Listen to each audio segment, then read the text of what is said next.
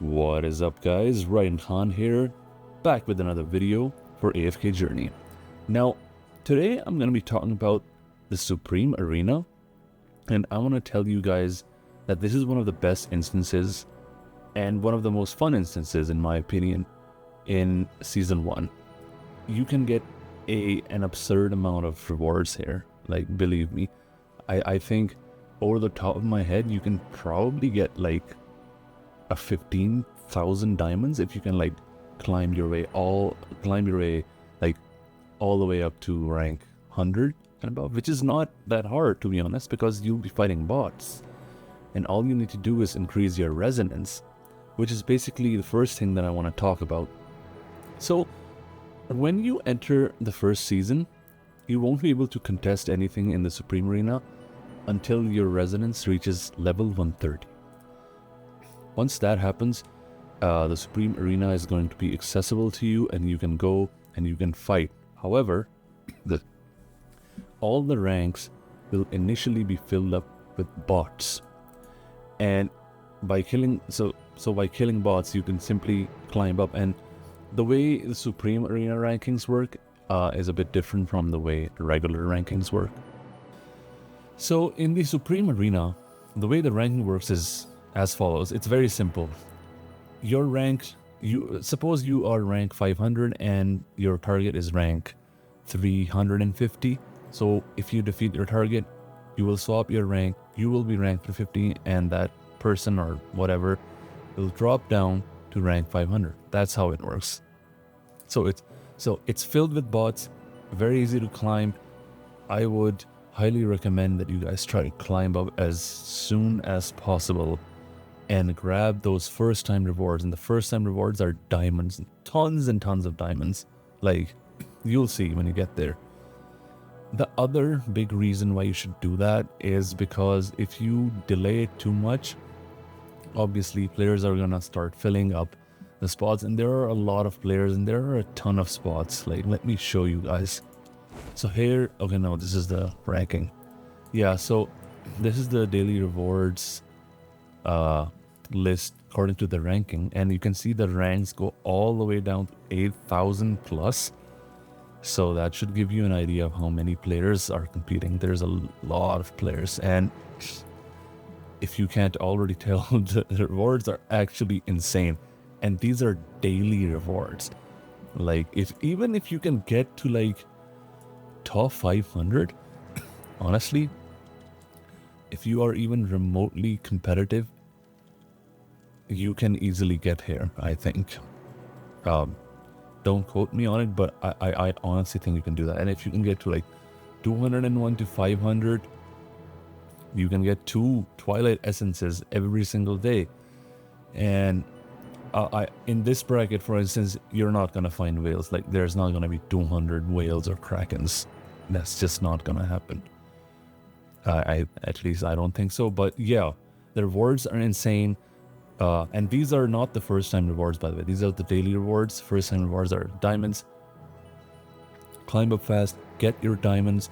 This is basically my very first tip to you. Now, moving on to my second tip, which is super important if you want to excel in Supreme Arena. One big difference between the regular arena and the Supreme Arena is that instead of one team, you will have to set 3 teams, 3 formations as your defensive lineups. Now, this can be quite overwhelming for many players, but let me tell you something. The first thing you're gonna do is set up your strongest team and don't think about anything else. And that's because you want to make sure that you win 2 fights out of 3. I mean, yeah, why wouldn't you want to win 3 fights? Well, because if you try to win 3 fights, then you are basically spreading your resources thin. It's funny that I'm telling you this now. I was kind of unintentionally lured into this myself, even though I knew this was a bad idea. But like, it's very easy to forget and let this thing just slip out of your mind and be like, what if I just swap these 2 units, you know? I'll have a strong team here and a strong team there. No. solidify 2 teams. Your first team should basically be your core team. Like this team right here, this is my core team. Dionel is the carry. Of course, Dionel and Scarlita, pair made in heaven, literally. Thorn, etc. Hewin there. Hewin will be replaced by Damien, but sadly he's not fully built yet. But yeah, so the point is solidify 2 teams. Don't worry about the third one. You want to make sure that you have 2 strong teams, because if you can fend off your enemy in 2 of these battles, you win automatically. Yeah. So what I did was I took my Scarlita and I shifted her to one of my other teams, and I was like, oh, why not? I have Dionel here and he can take care of everything. But then I lost some fights, and then I realized that there's no point in trying to win 3 battles when you really just need to win 2 in order to win more often than not. So yeah, solidify 2 teams. Don't worry about the third one. Put whatever you have there, it doesn't matter. But the point is to have 2 solid teams. And by the way, don't be discouraged if you lose battles, because this has a massive learning. Like, handling even 2 teams versus 1 is significantly harder, because number 1, there's more characters that you need to fully understand, and number 2, there's different maps. Plus, there's different kinds of, like, the Raging Duel map doesn't even exist in the regular arena, so you need to understand how each and everything works. Then, with experimenting, you'll understand, okay, my team works better in this map, so my second strongest team should probably be in this map. You know what I'm saying? And that's how you set up teams and make your formations. So that would be my second tip. I could make a detailed guide on how to make teams, but that's going to be a separate video. But for now, I think understanding that you need 2 strong teams in order to win is a great way to start off. That would be my second tip. Now, my third tip is interlinked with the second one. When you do make your formations, guys, don't choose your artifact skills randomly. Like, they're all pretty good, but try to think about your team and what they're doing and see if they synergize well. I'll give you an example. This is my second team. For example, well, not really. I think this team is probably better. I honestly can't tell. Anyway, let's look at this team. So what am I doing here? So the Raging Duel map basically has 2 raging bars on each side, and based on whatever the condition is specified here, like in this condition, you have when any unit inflicts control effects, their side's rage increases, triggers once at most every 1 second per unit. The side with the full rage enters a battle for Versailles, which basically boosts your stats tremendously. So what would you want to do? You want to make sure that you have CC units. That's number 1. So here you can see I have our GOAT, Iran.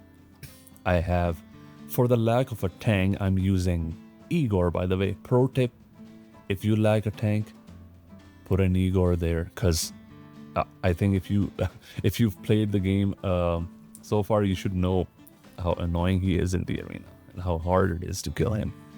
So Igor plus Carolina. Carolina is like the main bread and butter damage dealer / tons of CC. Then there's Iran, and I could have used this spell. I forgot the name, but I'm using what's his face? Cascade spell, because it increases the energy for an allied hero at the start of the battle and dispels. The point is to let my team get energy fast and throw their CC first, so I get the raging bar filled and I win the battle, you know? So the point is, choose your spells wisely. Now, this artifact spell is this skill is quintessential for this team that I'm running, which is the Enlightening spell, which some of you might be surprised to see. I mean, it's not even a seasonal skill. Why wouldn't I use one of the seasonal skills that are so strong? Well, because this spell provides a Nectar Feast stack to my Diurnal, which is super important. Won't go into the details, but yeah. Plus, it prevents him from getting CC'd, which is extremely important while facing meta CC comps like Eron, etc. that can completely screw you up. So it ensures that my Diurnal starts going ham right from the start and doesn't get shackled and all that stuff. So there's that. Then my third, here I'm simply using this because of the, like, it gives you a ton, quick play spell gives you a ton of physical and magical defense, which I think is really nice. Plus it also reduces physical defense, which is kind of really nice for this team. Honestly, I could also use the Crescent spell because we have OD, we have Alsa, which both units deal magic damage, so that could also work. But this provides a bit of tankiness, so I like this. But yeah, third tip, choose artifact skills appropriately. All of these things combined, you'll see make a huge difference when you set strong teams, focus on 2 teams instead of 3 teams, choose the right artifact spells. You are already ahead of a lot of players who are not thinking like that. And then, okay, so that's my third tip, basically, artifact spells. Now, we've talked about formations and spells and all that. The fourth tip I'm going to give you is also super important. And that is to know your opponents. And what does that mean? All of you, when you climb the Supreme Arena, climb the ranks, you will eventually start bouncing between a certain bracket, and that'll be your bracket. Like, for example, you might be a top player and you might be bouncing like in the top 50 players. So you'll get to know who's there, who's who, or maybe somewhere below in the hundreds. But the point is, get to know who's attacking you and which players are around you. And by around, I mean around your rank. When you analyze each player, identify the players that you are able to beat. This will take time, of course. This is not going to happen overnight. You're going to get attacked. You're going to attack people. You'll see who you can beat. You'll see who you can't beat.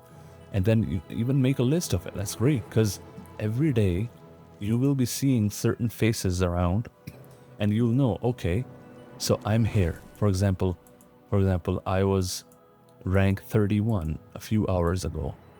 And then I saw this guy, John. I looked at his, the first thing I do, this is my thought process that I'm explaining. The first thing I do is look at their base power. Now, base power isn't everything, but it gives you a general idea of the player.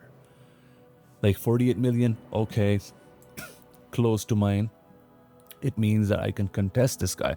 So let's take an extreme example. This guy at the number 1 spot has 78 million base power. Yeah, ain't nobody got time for that. I'm not even gonna bother attacking this guy because it's not gonna be good. Like he's so far beyond, like his power level is just way too high. It's pointless. Very important tip. Now, but power level isn't everything, because you also need to look at what teams they've set.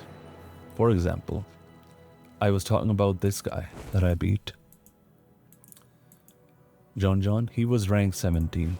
I attacked him twice, fail. Third time I got him, because every time I made adjustments, little by little. Okay, I win here, I win there, you know. So the thought process here is, okay, I won in the first stage, so I don't need to change anything. Cool. Second stage, what happened? Look at the replay, see what happened, make adjustments. Look at the third replay, make adjustments. and redo and see if you can win. And that's how you win, basically. Similarly, this guy, Funa, this guy is a lot stronger than me, I think. Okay, no, never mind. It wasn't Funa. Who was it? Merlin? Yeah, Merlin. So Merlin. So this is a good example of a player who, like, he's tremendously higher in terms of base power than me. And I think he had like, yeah, look at that. Paragon 1, Paragon. Like, yeah, and then Paragon. Like, he has a bunch of Paragon. I don't even have unlocked Paragon yet. So, but the teams that I formed were specifically formed to take on his teams. And here's also an example for, like, this was a question in my mind, honestly, since the start of the game, since I'm a competitive player. I was like, is it really impossible to beat Paragon units with Supreme ones? Well, the answer is no. Of course, the higher the Paragon level gets, there's always gonna be, you're always gonna be at a disadvantage, but it's not impossible. You know, there's always loopholes in your opponent's formations that you can exploit, which is another great reason why you should solidify your first two teams so that there aren't any loopholes and you are confident in your teams and you know that no matter what happens, these teams have a good chance to win. Even if my third team loses, doesn't matter. So yeah, analyze your opponents, see who you can beat. Now I know I can beat Funa, I know I can beat Merlin. Of course, they're gonna make adjustments, but you can also make adjustments. But you know what I mean? Kind of, sort of feel it out, see where you're at, see who you can beat, see who's, some people are, maybe you can't beat at all, some people you can. It's good to know, like, what you can and can't do. Everything, all these things are going to add up to your formations, your artifact spells, your knowledge of each and every player, particularly, specifically, and all that good stuff. And guys, just have fun. You know, I honestly am kind of shocked that I'm rank 6 in the Supreme Arena. But yeah, my ultimate, not my ultimate, but like, I started off by thinking like, okay, I'm gonna try to be in the top 50, maybe top 20, but definitely gonna be in top 50. And if not, then top 100 is like, there's no way I'm gonna drop below that. But yeah, this is not easy. Like, I've been dropped below 20 multiple times, of course, which takes me to the last and very powerful tip. Calculation time. For those of you who don't know, the default calculation time is at reset, the default reset time at which your regular arena resets. However, in the Supreme Arena, they've given you another option. You can either choose UTC 240000 or you can choose 12. This is super important. 12 is also cutting your total time between every calculation short, like a lot short. Like, okay, so to give you an example, reset happens at 6 p.m. where I live. However, and that's UTC 24. I switched it to 12. What that means is that instead of 6 p.m., my calculations happen at 6 a.m. So that's like, so from 6 p.m. to 6 a.m., that's 12 hours.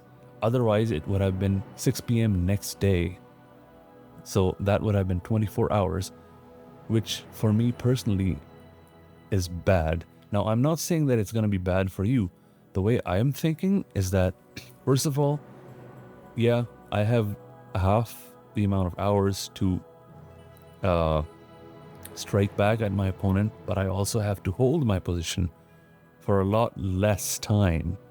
And secondly, I would now take this with a giant grain of salt. I think the servers that I'm on are most probably in NA. In fact, I'm pretty sure they're in NA.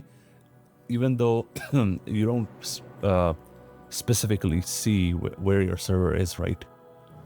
But I'm pretty sure that this is an NA server. You can look at the usernames, you know, there's a trend plus, etc., etc.